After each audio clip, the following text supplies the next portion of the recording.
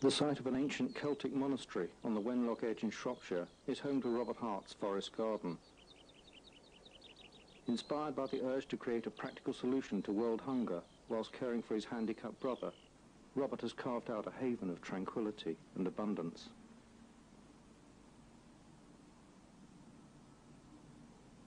His vision was to plant a miniature edible forest which could fulfill the needs of a healthy diet in beautiful surroundings.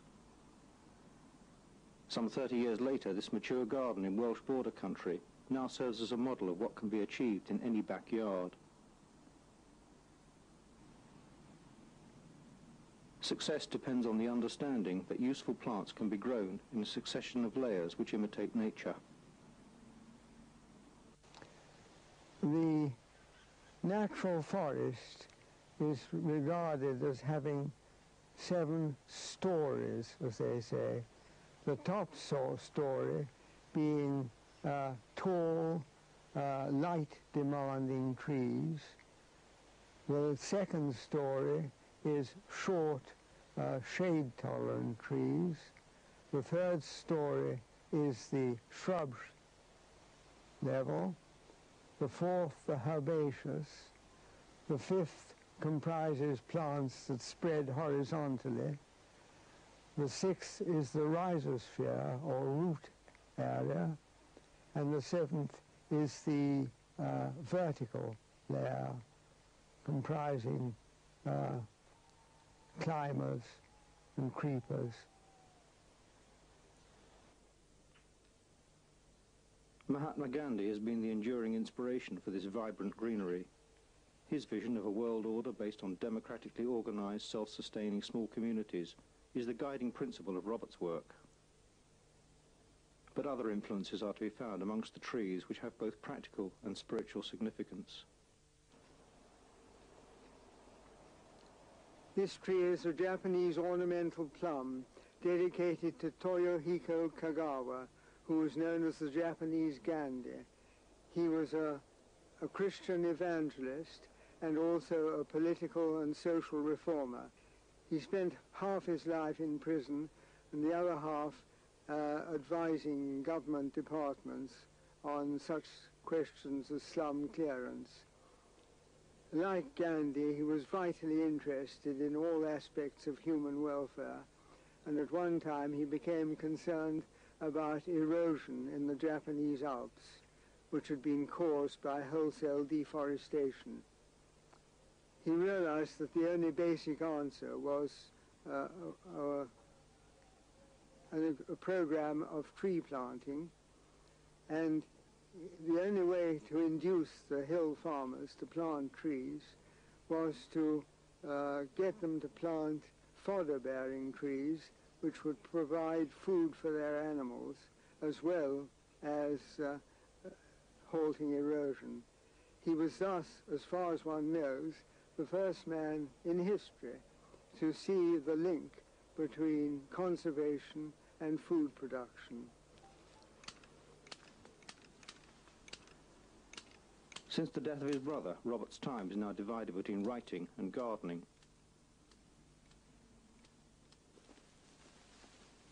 Together with former railway engineer Garnet Jones, he carries out the routine maintenance of the garden using techniques which have been researched and refined over the years.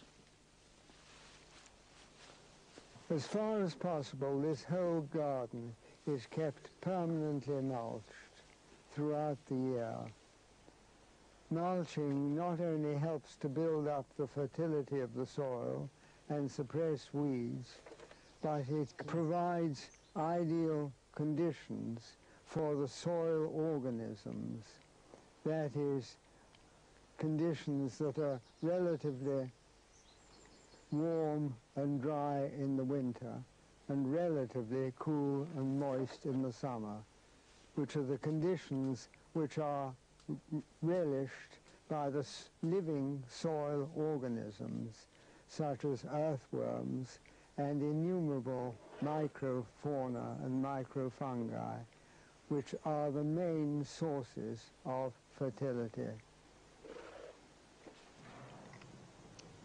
The high art of organic growing is producing really good compost. And a really good compost comprises the widest possible variety of organic materials.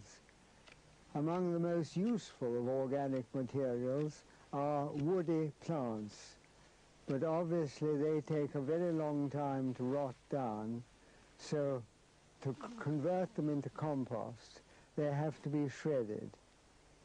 I have an excellent German shredding machine, and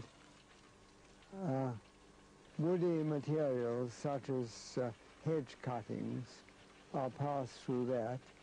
That is another form of non-animal manure. The most striking features of the garden are its fertility and lack of pests and diseases. I don't use any chemicals on this place at all, but use foliar sprays of seaweed, liquid comfrey, and liquid nettles.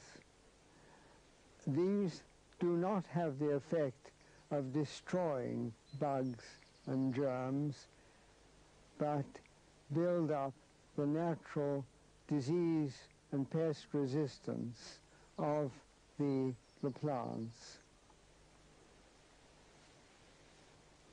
And also an extremely interesting subject, which is being studied, especially in the Far East, is the relationship between different plants. That is a study that is very much in its infancy in the West. The way that certain plants seem to benefit each other, stimulate each other's growth, and ward off each other's pests and diseases.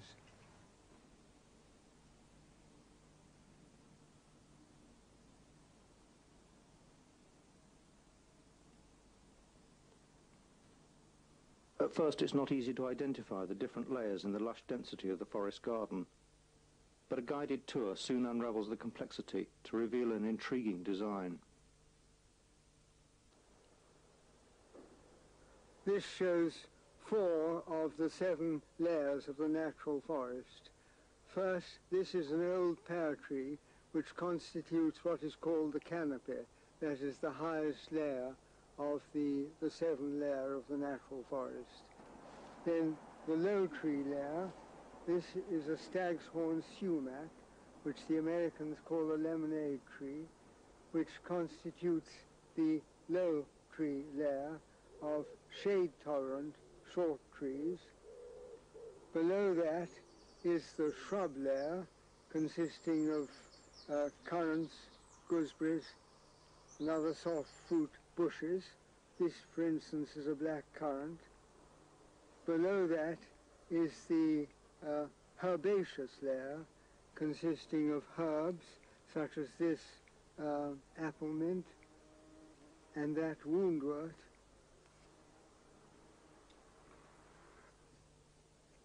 Starting from the shrub layer or low tree layer, this is a Japanese wineberry, a very choice berry which the Japanese make into wine.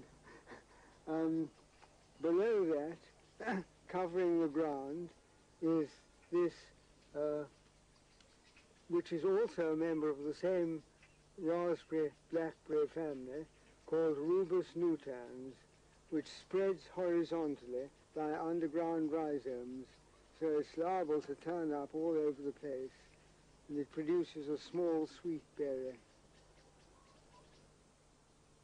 The 6th of the 7 layers is the rhizosphere or roots layer, where are grown plants that are cultivated for their roots or tubers. This is a plant called mashua, which comes from the Andes, where the potatoes also come from. And it's a kind of small potato with a nasturtium-like flower, a very attractive flower of the nasturtium family. This is an example of the 7th layer, or vertical layer, consisting of climbers. In this case, a nasturtium and a runner bean, which are about to climb this old wild cherry tree. Last year I had a nasturtium and a runner bean trained up an edible rowan, and they climbed almost to the top. It was strange to see runner beans in the branches of the rowan tree. Well, this is another example of the plants that cover the vertical dimension, originally called a Chinese gooseberry, but first imported into New Zealand, so it's become called a kiwi fruit. It is a climber. Bill Mollison, the founder of permaculture, told me that kiwi fruits climb to great heights up trees in Tasmania. So I'm hoping this will climb too.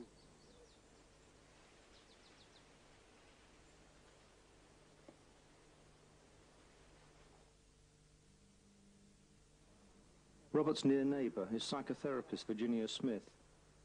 They're currently exploring the links between personal and planetary health. Something you said last week, Robert, about unlocking the fertility of the soil. Can you repeat that? Well, you quoted some words by William Blake saying that the mind of man is a garden already planted and sown, and it's a question of cherishing the plants that are already there. And I think it applies really very much to the soil as well.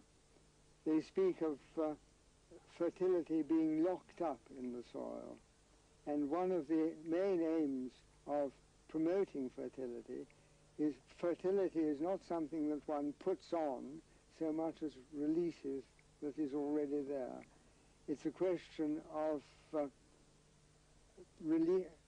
allowing the activities of such things as soil roots and earthworms that make channels in the soil and therefore build up the circulating system so that the energy and fertility that's already in the soil is free to circulate. Nature's complex web of inputs, checks and balances are constantly encouraged, minimizing the effects of drought and ensuring a constant cycle of fertility. The result is healthy crops which supply a local greengrocer and whole food restaurant.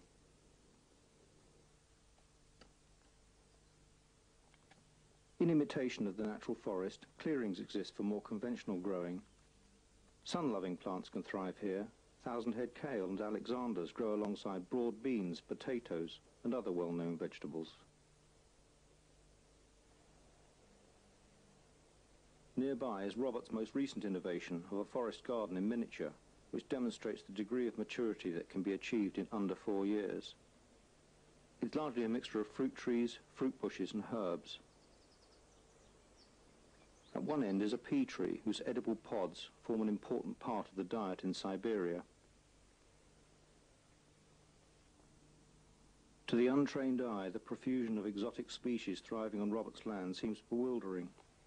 However, it's relatively easy to create a backyard forest garden using familiar trees and plants.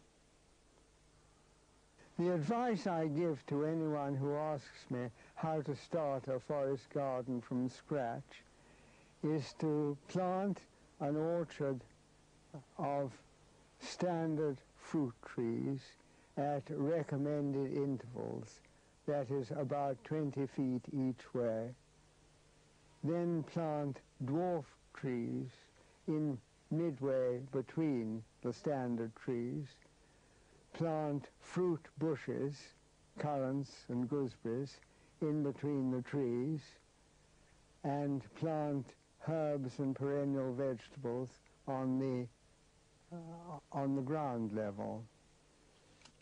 Once it's established, the main work is cutting back plants that try to encroach on each other, which is something that has to be done pretty well every day during the growing season, and keeping the soil well mulched, thus suppressing weeds and building up the fertility. I think it's possible to say that it is a system combining maximum output for minimum labor. Robert Hart has now successfully pioneered temperate forest gardening for 30 years.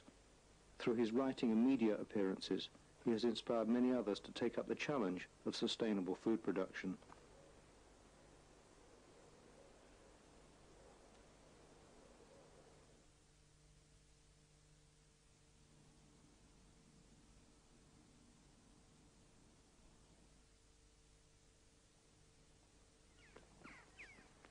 "10 years as a London bus driver drove Ken Fern to look for an alternative way of life. After a period of grindingly hard work growing annual crops on a small plot in Surrey, he decided to investigate new ways of rearing plants which were not quite so labour-intensive. Inspired by Robert Hart's ideas and the will to make their dreams a reality, Ken and his wife Ariadne finally settled on a 28-acre field in Cornwall, which is exposed to the full force of southwest winds blowing in from the Atlantic. Their immediate challenge was to plant 1.5 miles of hedges to check the devastating effects of wind damage and soil erosion. In addition, they established around 20,000 trees over 16 acres, and slowly the balance of nature is being restored. Ken can now supply information on 7,000 useful plants, and is currently growing 1,500 species, which could influence the human-plant relationship for generations to come. This tree is one of the reasons why we call ourselves Plants for a Future. It's the monkey puzzle tree, which is quite commonly grown in urban gardens. It's said to be a nice ornamental stately tree. But what most people don't realise, it produces a really delicious edible seed. It's about the size of an almond. It's got a lovely nutty flavour to it. About 150 years ago, some researchers found that this was potentially the highest yielding nut tree you can grow in this country. It's very sad to think that no one took it up then, because if they'd have been planting them then, I'd be eating the seeds now. Instead of that, I've got to wait until I'm about 80 years old before I can get the first seeds off this tree.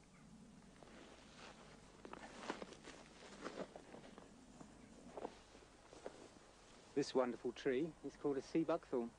This particular species comes from the Himalayas. And there it's become a multi-million-pound industry where they grow it for the fruits, which are used to flavour fruit drinks, etc.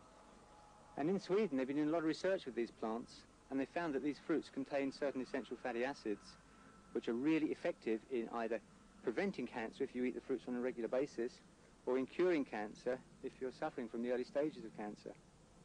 The fruit itself is quite small and tastes like a really sharp lemon.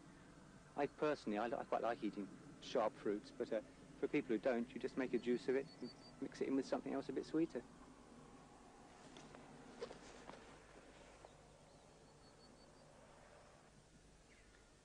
Now here's a shrub that you'll find in just so many gardens.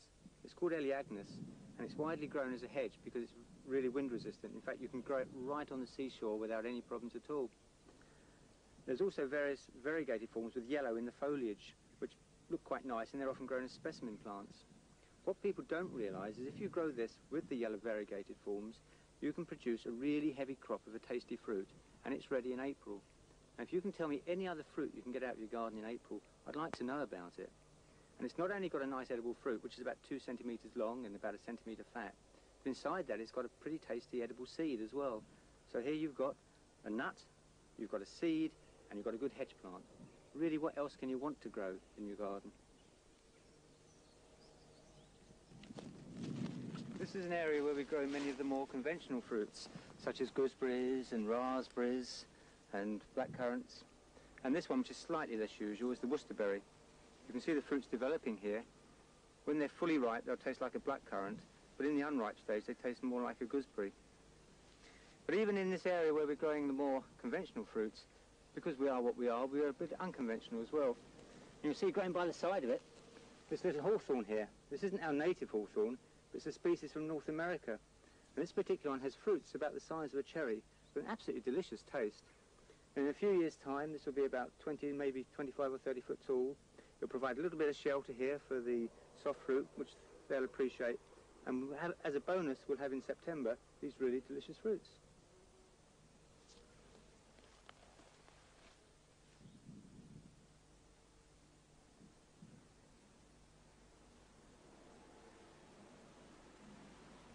There's something very special about water. Putting a pond in the garden really adds a wonderful atmosphere to the garden. This particular pond was only put in about 11 months ago. But already you can see there's quite a number of plants growing here, and there's loads of creatures living here. We've got water boatmen, we've got pond skaters, whirligig beetles, and we even had some toad spawn and frog spawn laid in here and some newts. My main problem with the pond is that when I start walking past it, I invariably sit down and just start watching what's going on, and it's half an hour gone before I'm even aware of it. So it stops me doing quite a lot of work, but it's quite worthwhile, I think. One of the plants we've got growing here is a little fern. It's called a zolla, and it's quite an interesting plant. It's very, very vigorous. We actually cleared all of it off here about a week ago. You can see how quickly it's grown back. In another week we're going to have to clear it off again. But that's a bonus, because it's going to provide us with a lot of organic matter for our compost heap. And not only that, living on the roots of this fern, there's a little blue-green algae which puts nitrogen in there. So it's a really, really good compost activator. And whilst it's growing on the pond here, there's various creatures that can live amongst the roots and feed off it. And by giving a nice coating over the pond, it prevents too much algae growing. At the far end, there's a thing called some duck potatoes, and this is actually cultivated in China for its edible tuber, which is about the size of a large egg, and very starchy, a bit like a potato when you cook it. It's a staple crop out there, and there's no reason why it couldn't be a staple crop here as well. So you can have a pretty pond and also produce quite a bit of food out of it.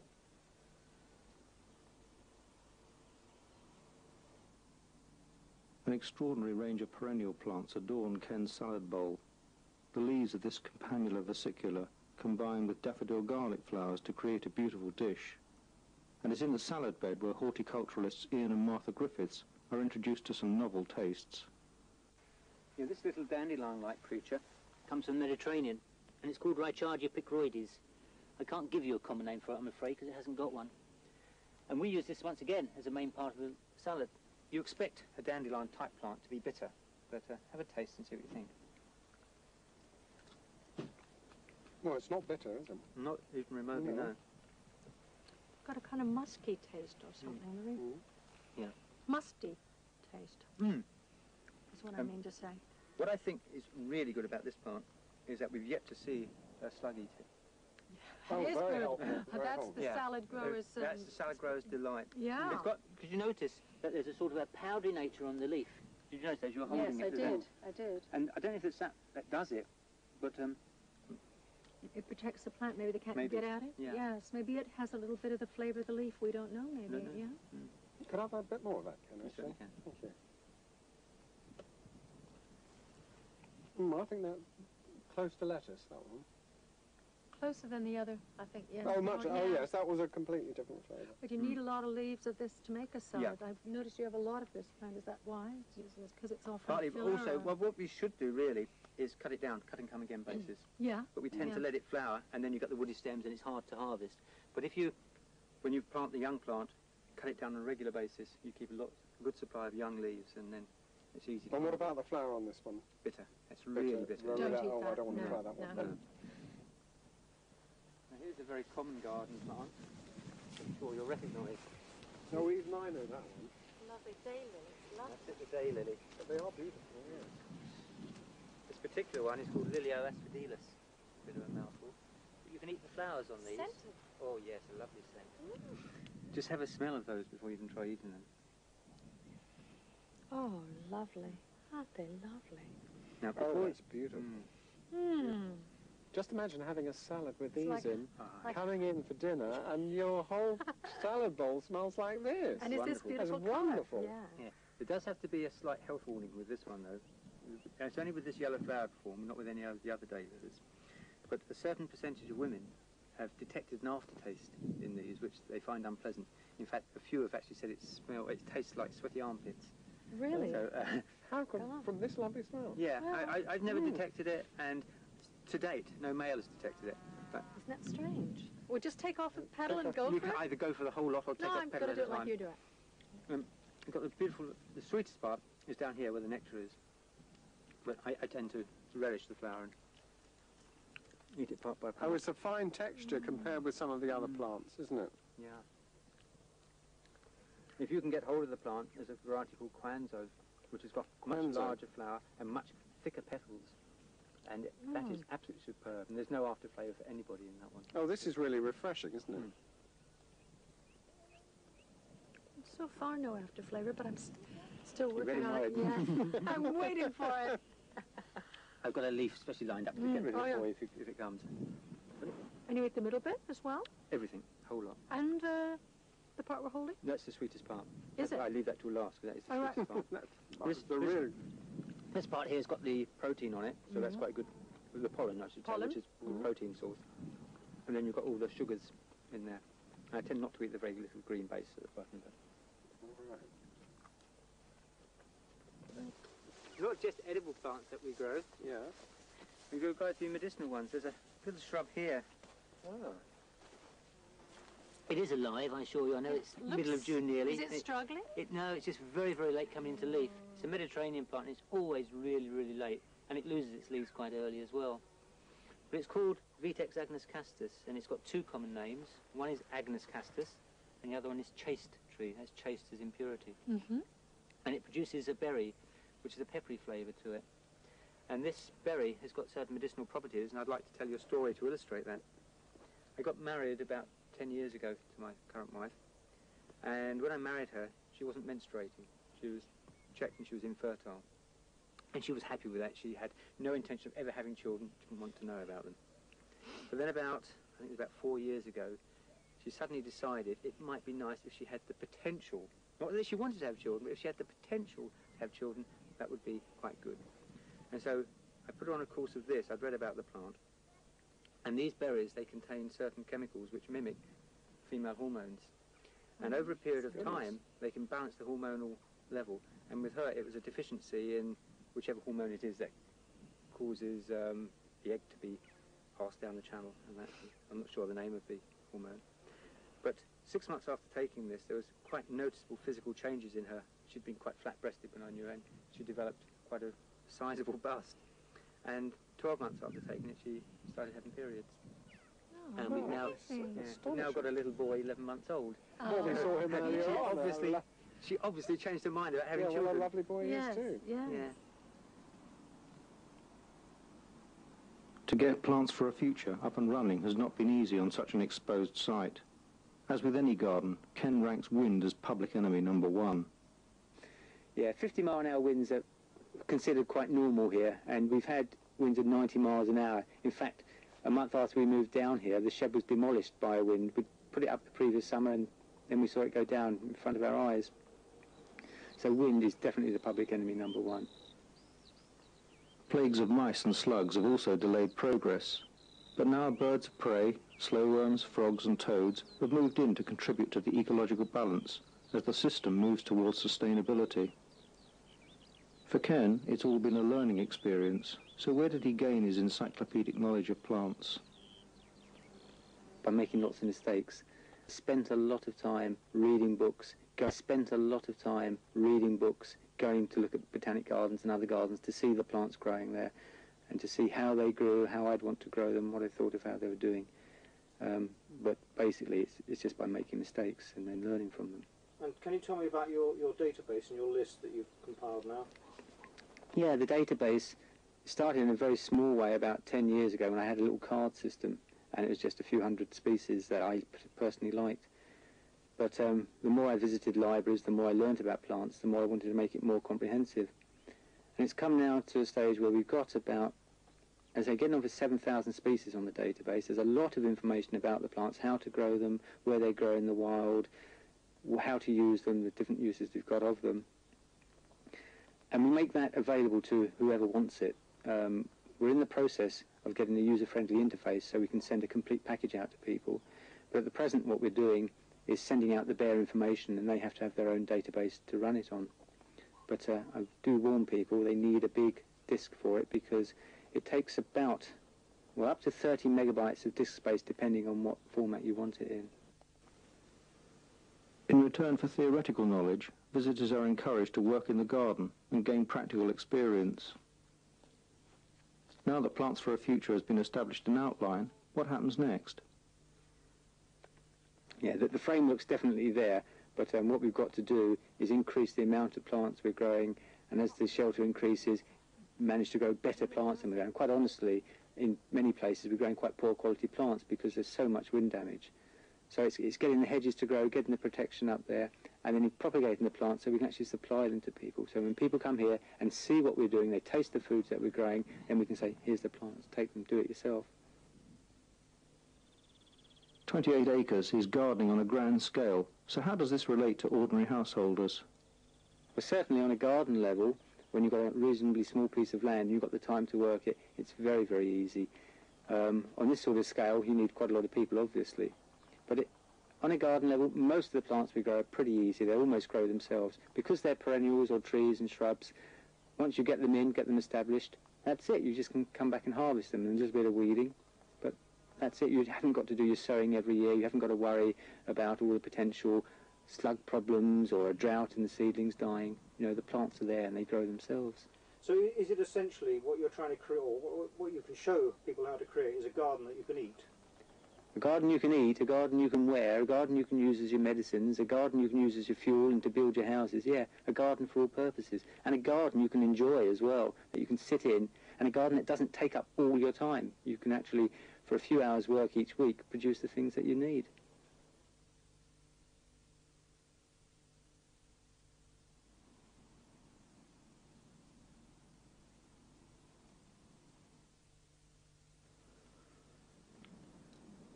A maisonette on the small housing estate in Hertfordshire, a few miles north of London, seems an unlikely place to find the influences of forest gardening. But the combination of Mike Guerra's design and Julia's practical application has created a tiny garden which is enormously productive. A small but significant contribution to the challenge of growing food locally. You look at what in the world around us and you think everything is going to hell and you don't know what to do about it. But all of a sudden somebody says, think global, but act local. Fundamental to that. And what is more local than producing food for yourself? If you don't food produce for yourself, then somebody else is going to have to do it for you and use energy to do it. I had no idea how to grow any food. I had no idea about gardening. I was 30 years old before I realized how to grow food. And then I saw the Visionaries program with Bill Mollison on Channel 4, and all of a sudden it was illumination. It seemed so easy. He was just walking around, eating from his garden. There was no supermarket in between. There was no heavy lorries. There was no intensive use of poison. It was just there. It was in his garden. He was just walking around eating it. It was really that wonderful. And because you don't have any preconceptions about gardening, all of a sudden it becomes easy. Why isn't anybody else doing like that? And that's the approach we took. We grasped that with both hands and went out and turned our rubble-filled garden into what you see today. And it was easy. It was really easy. The other fundamental part of it was the idea that instead of just growing an allotment in our back garden, that we had that there was an opportunity to turn a two-dimensional landscape into a three-dimensional food-producing place. And one of the most important ways one of the most important inspirations for us was Robert Hart's forest garden, because everything is multi-layered, because everything is working together, everything is compact, everything has to be close together to work together. Then it became an important part of designing a small garden. If you don't go out with that attitude, saying, well, I can put in more in less area, and say, well, I'm just lazy, I can only do this little bit here, then the garden will fail because there isn't that close interaction, that close polyculture, that close diversity, which makes it all work like it does in nature. And nature is the biggest teacher. If you don't keep your eyes open, you'll never learn anything. When we first moved into this ground floor maisonette, the back garden was completely paved. There was nothing there at all. And we had a side area of garden that was just lawn with a very invasive conifer tree, and the front garden was just purely lawn as well. So we decided we would start with the back garden, as that was the most unobtrusive and we could really have an experiment with that and find out what we wanted to do. Learn gardening from scratch. So to start with, we wanted to use what we had, So we decided to take up a lot of the pavings, stand them on their ends and create raised beds immediately by cementing bricks at the corners. We had to actually import a lot of the soil mix, essentially make our all own of it. soil, yes, because unfortunately with a lot of these new built houses there is no layer of soil underneath. It was just sand and builder's rubble, and it was impossible to dig into or do anything with it. So we abandoned that idea straight away, and through borrowing and begging materials from other people. Any rough organic matter that we had manure, compost. Sand. We actually bought sand. We actually bought some manure. The most important thing for us, at least, to get the soil working was a little 3 bags of woodland soil with worms in it, woodland edge soil. Yes. And all of a sudden, if you go in the garden now and put your hands inside, you'll find there's a definite sponge structure, and it's there due to worms. We do no digging, and therefore we do no weeding. We do mulching on the surface. We'll let the worms do the work. In the first season, we were actually able to grow a number of vegetables in this system. We were able to grow beans and potatoes and some salad vegetables, which was actually quite an achievement for us. We read the back of the seed packets. That's the only we got to learn. It was only till later that we actually got books on gardening to see the husbandry of the different plants. But to get your hands dirty, get earth underneath the fingernails, to actually sow some seed and actually see it growing and for you to eat it, and then the bits that were left over you composted. The cycle there was important for us to get motivated. All of a sudden you felt a real attachment to the earth. There was a real reason to continue. It wasn't just a complete waste of time and money. You realised we had something that was worth continuing with. And it wasn't until we actually tried it out for ourselves that we realised how wonderful it all was and how easy. A quick glance round the garden makes it clear that Julia and Mike have absorbed a lot of influences. Techniques of conventional organic growing, permaculture design and forest gardening are all apparent. Putting together these ideas contributes to the success of cultivating so much in such a small space. Permaculture and forest gardening are two different things, to us at least. Permaculture is basically a design methodology, a philosophy, an ethic, a way of designing your landscape. Whereas forest gardening is basically a technique. It's a method of using or designing a multi-layered food-producing or output-producing structure, whether it be medicinal plants or whatever. You can use a forest garden or the elements of that within a permaculture design. Permaculture is not about techniques, it's about strategy, it's about design. Most of our garden, because it's so small, is what we would call a zone 1, which is intensive vegetables, herbs, soft fruit. But we have forest garden elements within that. We grow runner beans up some of the trees with an open canopy. We grow things layered up in front of us so everybody gets an equal chance at the sunlight. Everybody will get an equal chance at the soil layer. It's a matter of increasing yield while in the same area. We use a number of different ways of doing it. We use the strawberry tower, for instance, a way of doubling our area of strawberries by just simply placing one layer in mid-air on a structure, leaving sufficient light to get into the bottom layer. But they're basically techniques and structures within a permaculture design. We try to use companion planting where we can in our garden design. For instance, the well-known companion planting is marigolds with tomatoes or basil with tomatoes to keep away pests and flies. But we also find what's very successful is growing onions or garlic along with other plants. We have a bed that integrates onions, parsnips and carrots together, and we find that there is something within the onions that seems to keep away carrot root fly. Similarly, with our apple trees, we've had a lot of success in the forest garden areas with growing chives and also lots of herbs at the base of the apple trees. Yes. And we found that's very successful in keeping away all sorts of pests. You can and we have no problems with them at all. You can see the hoverflies and ladybirds picking up pollen from the chives and from the other herbs, and then going off and laying their eggs. And you can then see the hoverfly and ladybird larvae eating the greenfly on the apple trees. They're just adjacent. They're right there, and it's a really good companion. There's nothing mystical. There's nothing magical or unscientific about it. I mean, whether you believe in science or not, the results speak for themselves. You have a situation where the association is so apparent, then it's impossible to ignore it. Ingenuity is the key to success in this tiny garden. Rotting compost generates heat, and this can be cleverly used to dry shallots or germinate seedlings. Even in the warm, insulated space above the compost bins, squashes or melons can be grown. But what of crops like potatoes, which normally require a large space to reach maturity? Growing potatoes in tyres is a really good way of growing a large crop in a small area. It's a bit more intensive than the normal potato growing method. But what you can do is you can use horse manure 3 times, and you can also grow more potatoes in the same area than you would otherwise. Simply, we use the freshly composted horse manure that we've used to heat up the hot box.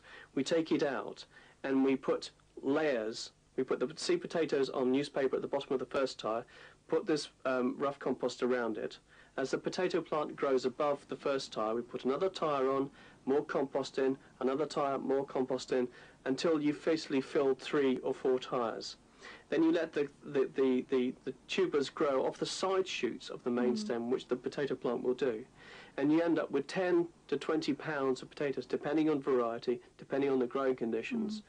And you have a really friable potting compost from the horse manure at the end of it. So you've used the horse manure 3 times, and you've got potatoes to boot. The use of old tyres and redundant railway sleepers makes waste into a resource. Similarly, household scraps become useful items in the cycle of creating fertility. The wormery is very useful to us indeed. Basically, all of our kitchen waste goes straight into the worm bin. It's very close, obviously, to the kitchen, just outside the back door, and we probably extract the material from it maybe once, possibly twice a year. It's very good for the compost itself. It's good for making a mix, potting compost or putting onto the garden, and we find we get a very good liquid drained from the worm compost. Worm pea is jolly good. Yes, we mix with water, and certainly for feeding tomatoes and those sort of plants at this time of the year, really gives them a good fillip. Indeed, indeed. There's a lot of people seem to have a problem with wormeries. They either let them get too wet or too dry, or don't feed them often enough, or give them too many acid things. The trick is that we get our bread from the local bakers. He gives it to us in a bag, paper bag. We shred the bag, we put it in every time we buy a loaf of bread, 3 or 4 times a week. We also give a little bit of newspaper sometimes, sort of odd pieces of paper. A little bit of calcified seaweed is jolly useful if you like us eat a lot of chilies and onions and things like that, which are probably the worms don't find that digestible. But basically, keeping the acid level down is really important, and making sure there's sufficient moisture retentive capacity. You can drain off the worm pea at the bottom regularly, and that keeps it down, but also adding woody material occasionally, and newspaper is really useful, any sort of paper product, because it absorbs some of the liquid, and it makes it more friable. The worms have an easier time of it, and it doesn't get hot. The design, the ingenuity, the fertility are all there for anyone to see. But doesn't it amount to a lot of hard work, and is it really as productive as it looks? We produce on our 75 metres squared about 400 to 500 pounds, which is about 250 kilos of food a year for the kitchen. That sort of works out at about 15 tonnes an acre, which is better than agricultural land. We do this with only 2 hours work in the garden a week. Indeed. We do not do any digging, we don't do any weeding. We just basically sow, maintain, and eat. We wanted to show that people could have a real life, but not be completely sort of tied and exhausted by producing food. Obviously what we try to do is get as much range of produce over as many months as possible. It is difficult in the winter because our main growing area at the back garden is in fact north facing, which makes it very difficult, so we do actually have just a few hardy crops through the winter. But on average we manage to have produce for ourselves from about the middle of May all the way through to October. I mean, that gives us quite a lot of produce. We even have some salads that grow over winter. Yes, we have indeed. little bits of greens here and now and again, which are really important to maintain sort of vitality. If you don't have green vegetables during the winter, you can feel very lackluster, and it's wonderful to have a bit of lamb's lettuce or a bit of rocket or a bit of overwintering chard, or some of the Japanese vegetables seem to survive some sort of frosting. Yes. It's really vital to have that sort of energy, or raw vegetable energy during the winter. Otherwise, winter becomes hell. About 90% of our produce we will actually eat straight away. Although we get a lot of different things, there's usually not a glut of any one thing. Occasionally we can freeze some things. Runner beans obviously can be frozen, and we can eat them possibly almost up to Christmas, which is good. We do sometimes get a slight glut of fruit, mainly sort of the soft fruit, raspberries, blackberries, and we actually make some jams, and I'm quite keen on using a lot of the herbs to make some vinegars for the kitchen use. So even in the months when we don't get fresh produce from the garden, there is usually something in the house that we've made. We also store some vegetables. We store potatoes, onions, shallots, squashes, marrows, that sort of thing, which we have a small storage area for, but because we have to eat them fast because the storage area is within the house, therefore they're not cool enough. We have to eat those sort of by Christmas or in the middle of January. We don't really have a full year's produce. At the moment. At the moment.